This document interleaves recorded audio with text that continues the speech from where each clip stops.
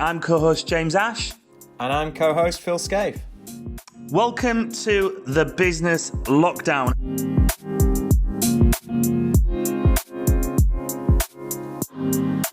Welcome our returning guest, Mr. Matt Das. How the devil are you, mate? It's great to see you.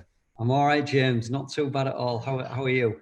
I'm all right, mate. It's a pleasure to be doing this with you today. You were first with us, last April on episode 21. So if anybody hasn't experienced that episode, head back to episode 21.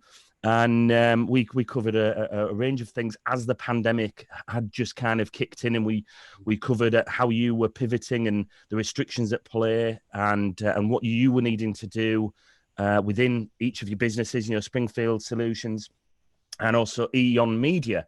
So it'll be interesting to chat today about what that journey's been since we had you on the show in April, and also exciting looking forward. I think it's incredibly important now to be as positive as possible. And we're going to do that looking forward, because I know we've got two businesses to explore here, and both have had the challenges and successes as well, and we'll look forward to covering those. But before we get straight into it today, I'm curious. I asked this question: what are your proudest moments, personally and professionally, Matt? And you can answer in either way first. I'm curious. Yeah, what's your proudest moments? Well, I guess personally, other than the obvious, the children and the missus, the wedding day, I think probably my proudest moment would be the Ironman UK 2017. So I managed to complete that in 12 hours. So that was a 7-month journey that I went on in my life, just training up at 5:30 every morning, and managed to get that done under the belt. So that was always my goal.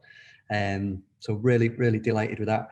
Professionally, I think I'm going through it now. I think I'm going through the proudest moment, leading 2 teams really, from the Springfield side and the Eon side, through probably the most difficult period of anybody's life, both personally and professionally. And the way that everybody's reacted has been extremely, proud for me to see that, and for them to all come on board with the vision that we've had to get through the pandemic, I think has made me extremely proud, and long may it continue. Yes, let's hope so. Well, just to remind our viewers and listeners, what you do, an entrepreneur, business owner with 2 main companies. Can you just remind us and give us insight into each of those companies, mate? Yeah, so I have a digital media production company, which is called Eon Visual Media. There are just under 20 staff in that, 17, 18, depends on which freelancers we've got in that week.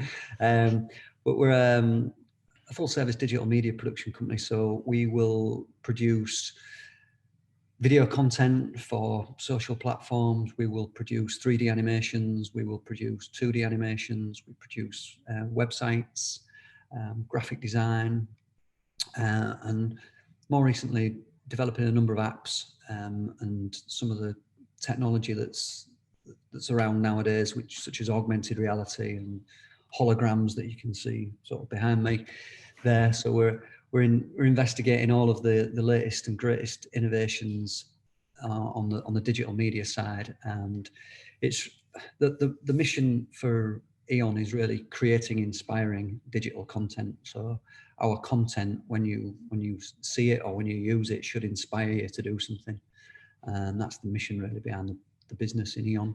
Is that's literally to take action? That's the impact. Yeah, love that. Yeah. It's to inspire you to, if you watch a video and it makes you run your first ever marathon, or if we've developed an app that helps you work more efficiently, and inspires you to work in a better way, then that's Eon in a nutshell, really. Work sort of sister company really with Springfield Solutions. Springfield Solutions is a digital print and brand management business, and it's been around since 1975. It was set up by my dad, and since 2013 I've been on the board of directors for Springfield as well, and more recently became the joint managing director and head up the innovation team there at Springfield. So within Springfield, our main focus is creating digital packaging assets for the way we live today and for the way we live tomorrow. So that's our marketing speak, if you like, but what we actually produce are self-adhesive labels that go onto all different types of packaging. We're in a number of sectors, so automotive, food, beers, wines, spirits, chemical, cleaning products, pet care, beauty and cosmetics. So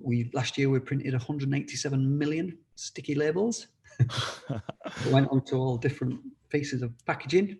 And Wow. that was all done digitally through our digital printing presses. And then on the other side of that business, the brand management business, we are the global brand packaging business for some of the world's biggest brands. So when a new customer comes on board, or a new brand comes on board, and they want to ensure that they've got brand consistency across the globe, no matter where you're buying their products, our team will ensure that that happens through color management, through the separation of the graphics files that we need to do for all the different printing processes that we work with. So we won't necessarily print those files here. They'll be sent all over the globe. Last year we worked with 47 different countries, developing their packaging assets. So it could be a carton, it could be a tube, it could be an aerosol, it could be a label, it could be a number of different things. But our brand management team ensure that those brands look consistent across the globe. So that's Springfield. Brilliant. Where do you invest your time? You know, how do you dilute yourself, or do you generally focus on a daily basis, on a weekly basis? How does that look, Matt? Yeah, no, it's a really, really good question. One that I ask myself a lot, to be honest. But you know, fortunately, like I said earlier, we've got a great team here, and within Eon, we've got a chap called James Cherry who leads the team now. So pretty much on a day-to-day basis, James and a few of the other senior managers will run the day-to-day operations of Eon. I get involved probably in 4 or 5 key meetings a week, you know, from a production and a sales and a marketing point of view. And other than that, my time is spent within Springfield. So I'd say there's probably 80 to 90% in Springfield, and then the rest is within Eon. And within Springfield, my remit is to lead the team and also work with our sales, our business development, our marketing team to look at opportunities within our existing customers, but also in markets that we want to get into, and we want to, word that's overused at the moment, but want to disrupt the way that they're developing packaging for their markets, and show them that there's a more efficient way of doing that, a more cost-effective way of doing that, and that's been my main focus over the last couple of years, really. What's your favorite thing to work on, or does that change on a daily or even hourly basis? What's your, you know, if you could get up in the morning and really choose the one thing to focus on, and are you able to do that right now, or you know, your hands tied in certain areas because of the commitment? And clearly you've committed and you're focused on developing a certain area. Because you hear a lot of people who go into business, right? And if they're a graphic designer saying they love graphic designing, and then they find themselves as a business owner, you know, maybe leading a team and then owning the business, and then all of a sudden they're not doing any graphic design anymore, and they're like, actually, I kind of miss being at my desk, you know, being creative and whatnot. And does any of that apply with you, mate? Because from your episode previously, I love the story with Springfield, where, you know, you're a bit of a bad, no, it's a bad lad. You were distracted in life. Would that be fair to say at a young age? Distractions, yeah. And you went into your dad's business, and it's where of course, then you met your wife, your future wife, and that's a great story. But what's the one thing that you enjoy the most with it over the businesses that you enjoy doing? Yeah, it's interesting you say actually about graphic design, because that's how I sort of started my career, and it's something that I still have a real passion for. But my real passion is around human behaviour, I guess, and how technology and innovation can impact that in a positive way. And I think doing the things that we do and trying to educate the people in new ways and better ways, in my opinion, then that's really what I get a buzz out of. Seeing an industry or a business sort of adopt new ways of working that has a real result for not only the business, but for the people working in the business as well. And a lot of that change, I guess, is the thing that I'm talking about. People have this big resistance to change, and I really get a buzz out of trying to show people that there are different ways of doing things, and then when people adapt that and adopt those ways, to give them real benefits out of, not only from their business point of view, but from the way that they live their lives. I think it's that's the thing that gives me a real buzz.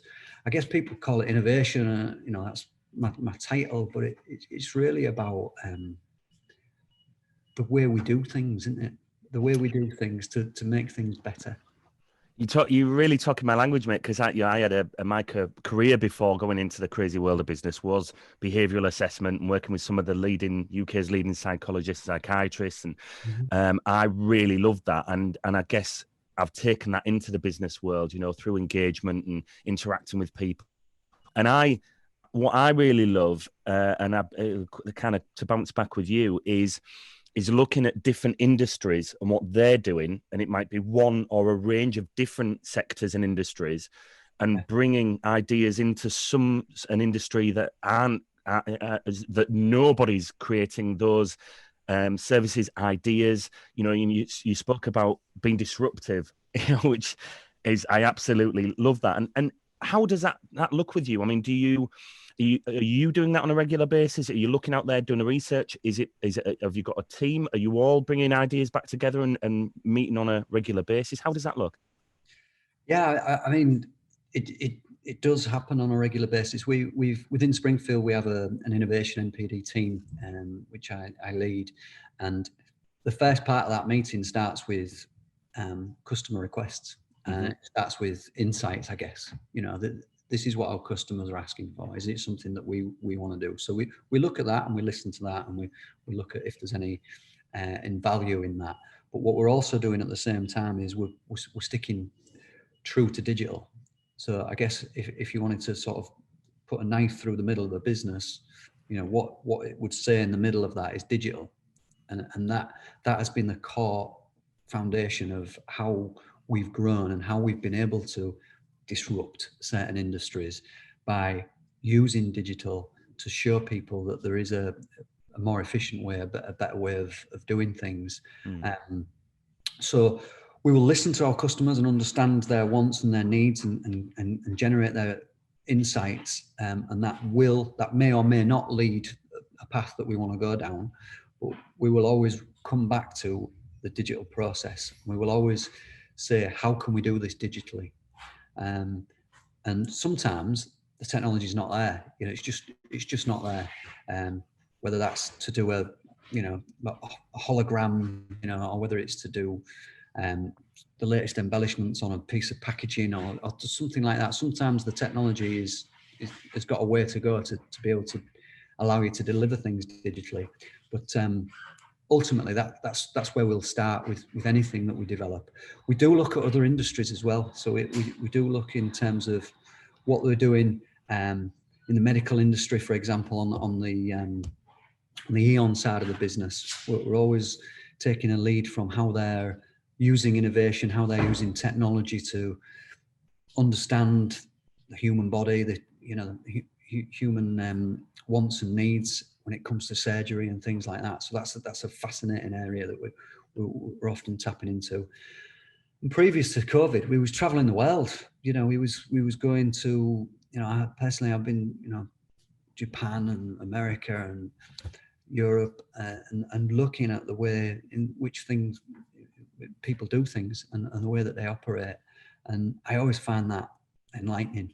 I always find it absolutely fascinating, really. And unfortunately, over the last year, we've not been able to do that. But something that we do learn a lot from, myself in particular, and James in Eon. He's about to start doing a lot of traveling when he's allowed to. Our sales team, they get out and about, and our print operations team. So yeah, it's lots of different things happening in terms of what lead the innovation. But I guess what it would always come back to is digital from both businesses as well, not just the Eon business, the print and brand management side of the business as well. And with your existing clients, I'm really interested to gain insight in how trusting clients can be, and I dare say everyone's different, of course, and how are clients, how are they happy for you to approach and often be disruptive, and the level of trust they must have or need to have for you guys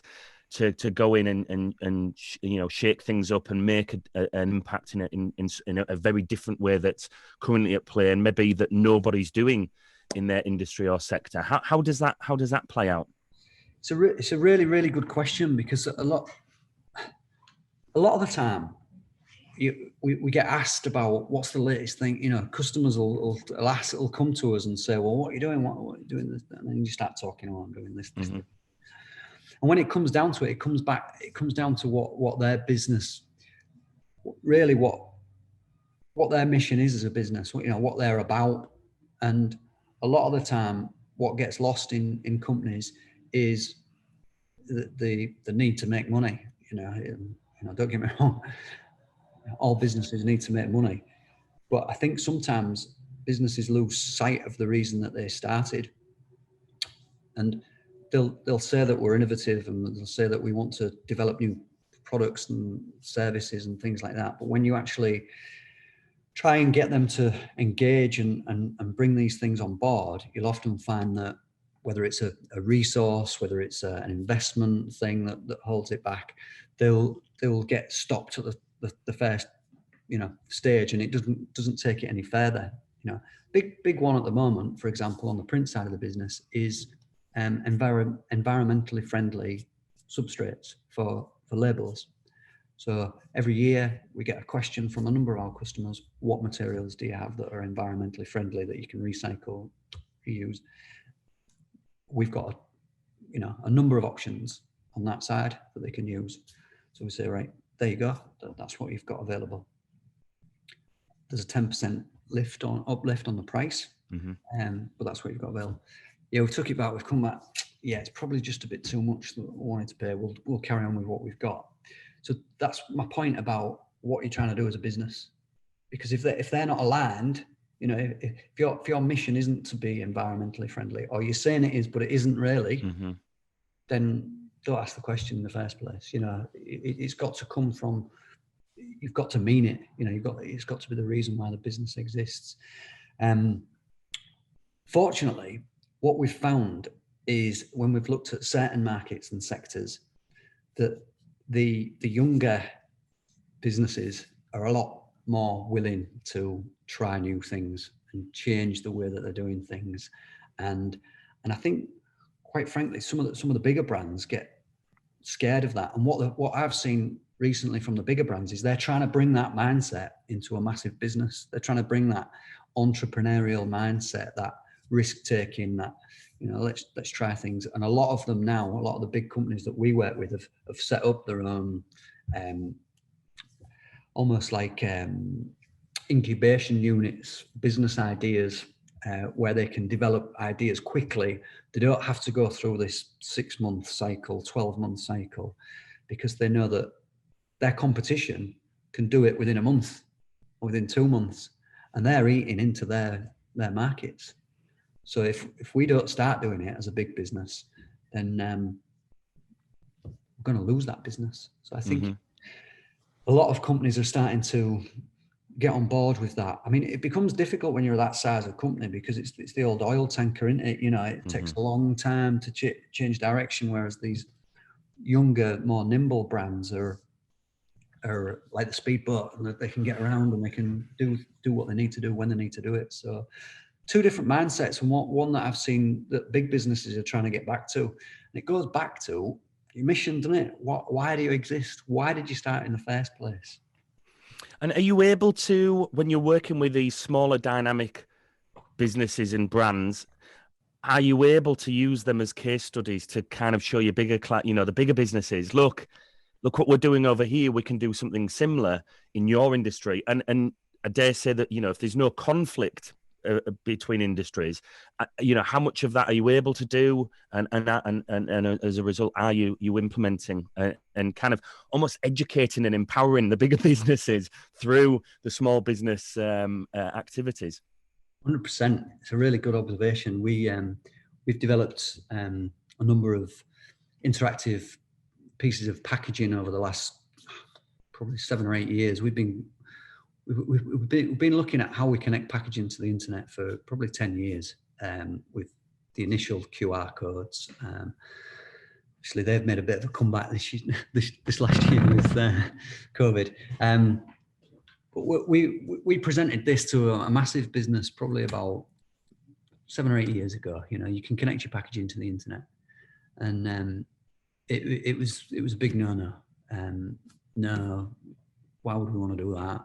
Don't like the QR code, it looks ugly. So we developed lots of different technologies to be able to get rid of that barrier of a QR code and look at different ways of doing it. And this is a good classic example of Eon working in conjunction with Springfield. So Eon, the digital media expertise, the app development, working with physical packaging and digital packaging assets. So nobody was interested, 7 or 8 years ago, just didn't understand it. We worked with a young brand, a young health bar brand, and they was really open to being able to scan their packaging, go to a brain training game to keep your brain active, submit your results, and this, that, and the other. I think I might know the brand and the individual behind that you're talking about. Exactly, yeah. But we developed that as an app and a way of showing, I guess, the bigger brands. Look what these young startup brands are doing, and you're not even there. You're not even on the page. Mm-hmm. And more recently, those global brands have now started to adapt and adopt all of these, that adapt their packaging and adopt QR codes. So a recent example that we did for Airwick is about the user journey. So when they buy this new product, it's called the Botanics range, and when you first scan it, it tells you about the heritage of the product and where the ingredients have come from. When you scan it a second time, it shows you how to actually use the product. When you scan it a third time, it tells you how to recycle the product. So there's this journey that you go on through this piece of interactive packaging, and it's illustrating to them that these younger brands are already doing it. You've got all of this, equity that you could be doing, and they're starting now to do that now. Pepsi did a campaign for the Super Bowl this year, which was all about their connected kind of Pepsi, and it linked with the halftime show, which was done by The Weeknd. So, but the brands are getting it now. They're starting to understand it. But it's something that we've been banging on about for ages, and it's just taken a few case studies, like you said, like to show this is what you need to be doing. This is the way that things are going. Well, that's the thing, isn't it? And that applies clearly. That applies to all sizes of businesses. I mean, if you're a photographer and your portfolio's lacking in engineering work, and you want to be taking on corporate clients in that sector, what do you need to do? You need to contact some engineering companies, and you need to go do some work and show what you can do, and do it for free. But the agreement is that you get to promote that and use it as a case study. And it still applies today, and across a number of industries and size companies. And I always feel for that, because you can understand when people, even like musicians, it happens in the music industry where people will say, I don't play for free. And like, well, I get that, but you've got to show yourself, you've got to be present, you've got to put yourself out there. And the more that I feel the more you do that in business, whatever industry you're in, to develop and build and show what you can do, the greater chance you have of winning bigger clients, and essentially doing what you want to do as an individual or as a business through that, put in the hard work early doors. But I mean, Matt, I'd really love to, between the two businesses, I know there's been a very different journey over the past 12 months with COVID at play. And if you can give us, if we can be kind of generalized across the two businesses, because I know they've looked very, very differently. And we've got, with Springfield, we've got an issue of sustaining the growth that you've experienced. Likewise with Eon, very different industry, and there's been different challenges at play with that business. And if you're happy to share that with our viewers and audience, I'd be very grateful. Yeah, no, by all means, James. Like you said, two really different stories, really. When COVID hit, Eon were in the middle of a number of projects, and a number of projects that were being scheduled. Now, a lot of work that we do in Eon is video work, is live events. They just got shelved. So there was either cancelled, postponed, or it just didn't happen. And some of these things that maybe paid a little bit up front as well. So there was that issue to deal with. So the furlough really helped from the Eon side, because we in April the business dipped dramatically in terms of what we were getting through. So we put the majority of staff onto furlough. We retained, there was some projects that could still happen, some of our app development projects. So they continued throughout the course of the pandemic, and we managed to get a really innovative app off the ground, which was an educational app, which is fantastic because it helps during these times as well. So yeah, took a big dip, came back sort of back end of the summer a little bit, and then it slowed down again across the winter and during the current lockdown that we're in. However, over the last sort of month, we've all felt within Eon that everything started to ramp up again. What we did do in Eon is we continued our marketing. So we didn't turn off our marketing. In fact, we employed somebody to come in and do some more marketing. So we took a decision really early on, myself and my fellow business owner Steve, that we didn't want to stop. We didn't want to stop. Our customers might be stopping, and we'll take advantage of furlough for people that, our videographers, our editors that can't work. And we pivoted one member of our staff, Jade, who'd come in to do some production management, into marketing. So she moved into shouting about what we can do, how we can help. So we looked at things like live webinar, remote webinar hosting and things like that. So we continued our marketing throughout. And what I'm starting to see now today is the benefits of that, because over the last couple of weeks, we've had inquiries coming in from people that we've never spoken to before. We're getting a lot of interest on our augmented reality and app development side from packaging brands, believe it or not. So all the staff's back. We've got a full order book for the next 3 months. It's come back, and with the recent announcement, we think that's only going to continue, because as people, you've probably spoke to a lot of people in the UK, James, but there's that optimistic feeling now where everybody speaks to, we've got something to look forward to, aren't we? Everybody's buzzing to get back out. And optimism in the UK, and it's not summer yet. That's very good. That's very good to hear. So yeah, we took a dip in Eon, and that was a challenge. The furlough certainly helped, and some of the other schemes that the government that came in with. But I think the key was just to keep our messaging going out and making sure that people know that we're still here, we're still about, we can help. So we're coming out of that, and we're seeing the benefits of that. On the Springfield side, that's that grew by 18% in 2020.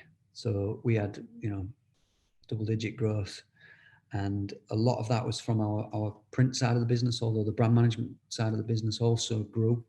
Because you were dealing with the hand sanitizing companies, which when you came on the show the first time was just like, that's like everyone knew that even businesses were pivoting to then hand sanitizer, which wasn't in their business, and you were actually then providing the labels, and you couldn't keep up with demand, if I remember rightly.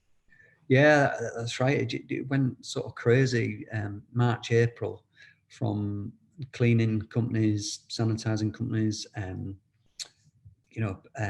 spirit companies that had pivoted to make the hand sanitizer. And again, going back to what I said earlier about being true to digital, that's what really helped during that time. So what we was finding from potential customers that we had been speaking to, our sales and business development team had been speaking to over, the course of a year, 6 months, whatever it may be, and talking to them about the offer of digital packaging. They've not really understood the value and the benefit of it until COVID hit. COVID hit, they rang their existing supplier, and their existing supplier said, well, all our staff are on furlough, or you can have them in 4 weeks' time or 3 weeks' time, but I need them now. Mm-hmm. People want hand sanitizer now. So we was able to win business because we're digital off the back of the demand, and being able to turn things around within 24 hours and 48 hours helped us win that business. And what we've found is that once those customers have come over to understanding the value of digital, they don't want to go back. They don't want to wait 4 weeks, and they don't want to have to order more than what they actually need. So we've actually grown the business because of the value of digital and the value of the way that we've been set up. So that's another challenge in itself, is the growth. So within Eon, where we had to sort of look at how we can grow the business and continue to bring business in, we've done that within Springfield. But then it's about having the right people in the right place with the right equipment and being able to sustain, like you mentioned, that growth. And that's bringing some really interesting challenges in terms of cash flow, investment, suppliers, people. So we're on the lookout at the moment. We've just employed somebody in our marketing team to look at our search engine optimization on the Springfield side. We're looking for a print operative downstairs to operate our finishing equipment, the rewind equipment.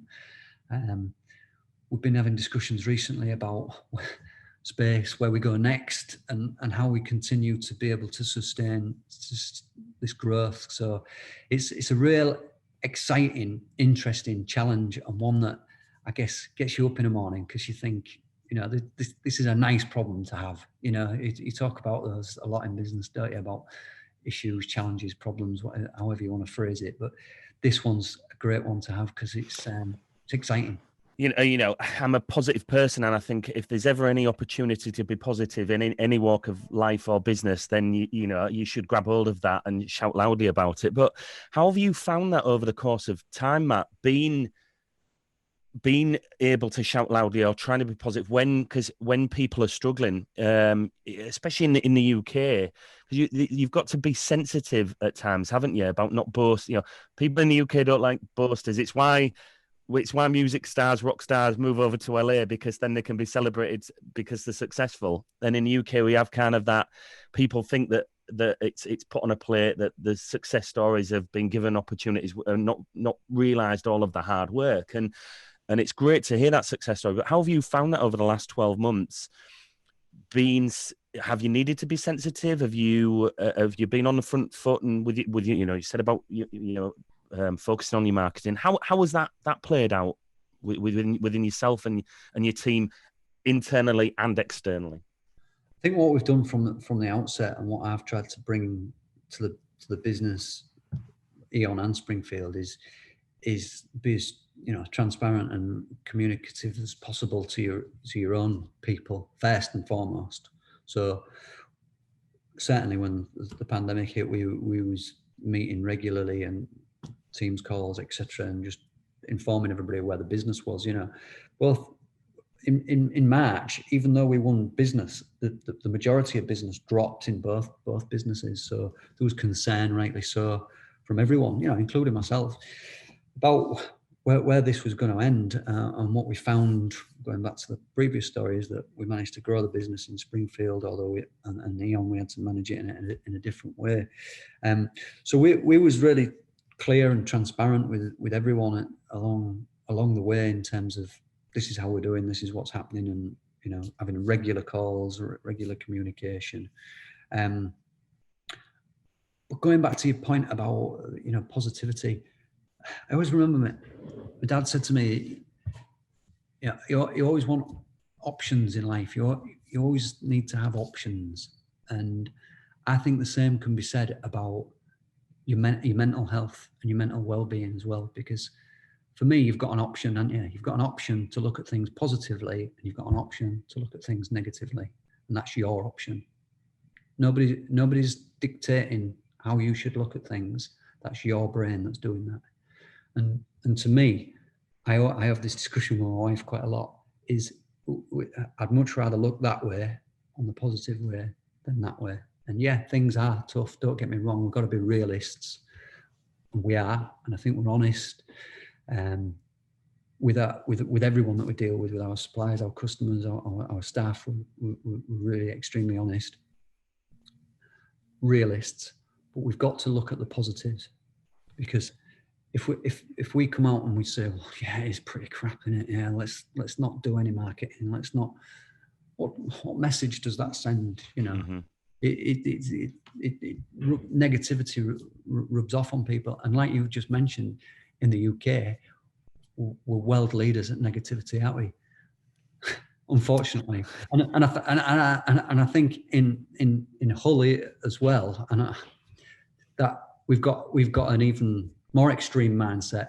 Sometimes for really positive reasons, we've got an extreme mindset because we are a bit of out on a limb a little bit. We have our own sort of independence. We are a bit, a bit gnarly, a bit, couldn't give a stuff type of thing. But I do think we have a tendency to look at the negative side as opposed to the positive side. And I think when you're running a business and leading a business, it's your job to try and pull people along this side more than that side, and that's key for me. And that's the messages that we've tried to get out to everyone, even though things have been extremely tough and everybody's well-being has been at the forefront of our minds.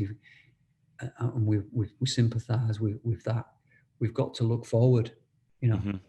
We've got to move forward, one direction forward. We can't go backwards. Yesterday's gone, isn't it? We've got to go tomorrow. And that's the way that I certainly live my life, and I hope that rubs off on everybody within our business, really, because for me that's the only way. You've only got one route. Well, I'm pleased you mentioned about looking forward, because as we look to wrap up, I'm kind of, if you can drop in what the future does look like, and what I've experienced talking with many people is that those short medium term goals have kind of moved closer 3-6 months because of uncertainty and whatnot, and what does the next 3 to 6 months look like to you, Matt, and the businesses? Well, from both sides, it's talking about positive. It's incredibly exciting. I think you're right. It's accelerated a lot of those things. Certainly, the growth in Springfield is accelerating a lot of things that we thought was probably 2 or 3 years away. So there's some big decisions to make there in terms of investment, which is really exciting, and new ways of working. And we've got a really exciting marketing plan. We've brought in 2 people. So we've got the SEO person, and last year we brought in a guy to lead our marketing team on that side. So we're going to be continuing to push that even more. And there are some sectors that we want to get into this year and disrupt, like we've talked about. So we looked at beers, wine, spirits last year. We're getting into the beauty and cosmetics now as we speak. And then we've got 2 more at the back end of the year where we want to get in there and we want to show people digital's the way. So that's really exciting. Really looking forward to that. I'd like to see some people coming back. I can have some physical, interaction with people again. I can't wait for that to happen. And then on the Eon side, like I said, it's incredibly exciting from a marketing point of view again. We're waiting for a new chap to join us in March on the marketing side, who's going to help us move on to the next level. And there are a number of projects that we're working on there to do with the augmented reality, which is extremely exciting.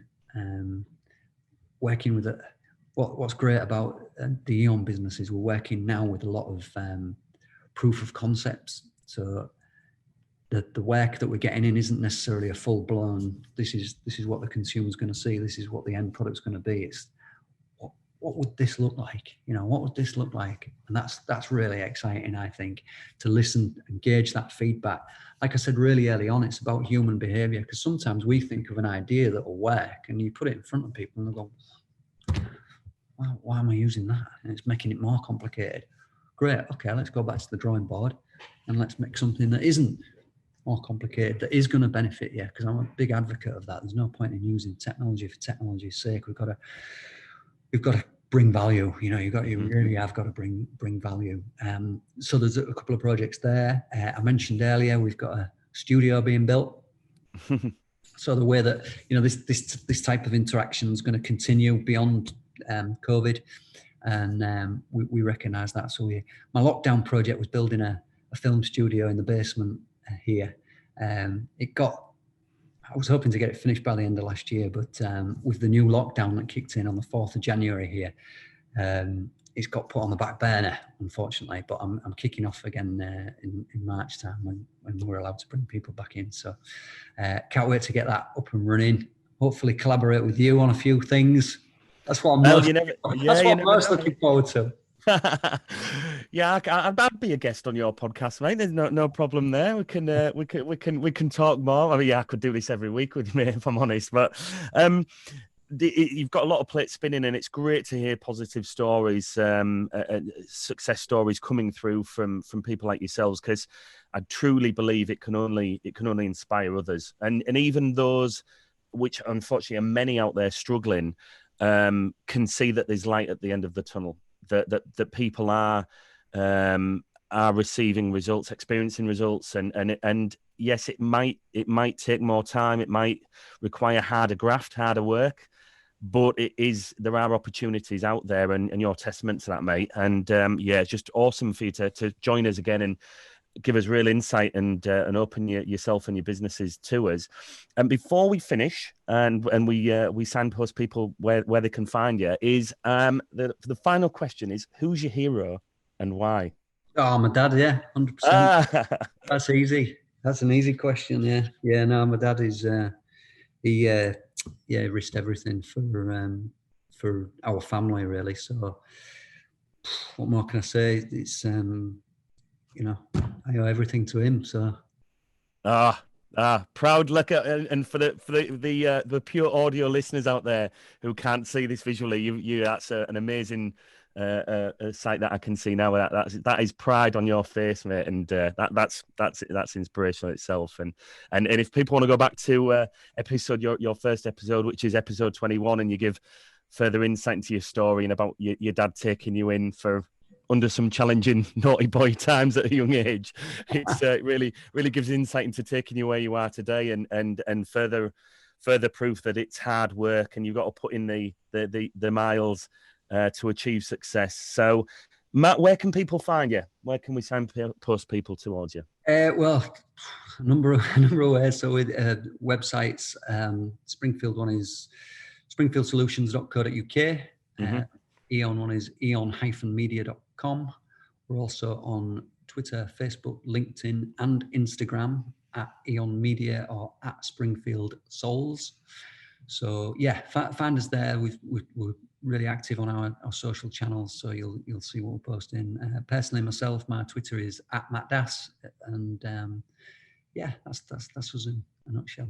Awesome. We'll put the links in the copy as well, mate. And it's safe to say that the future is not only bright, but it's certainly digital. Certainly when it comes to you and your businesses. So thanks again, mate, for joining us, and I'll certainly look forward to next time you join us. Wish you all the best. Cheers, James. Absolute pleasure. Thank you. Cheers, mate. Bye-bye.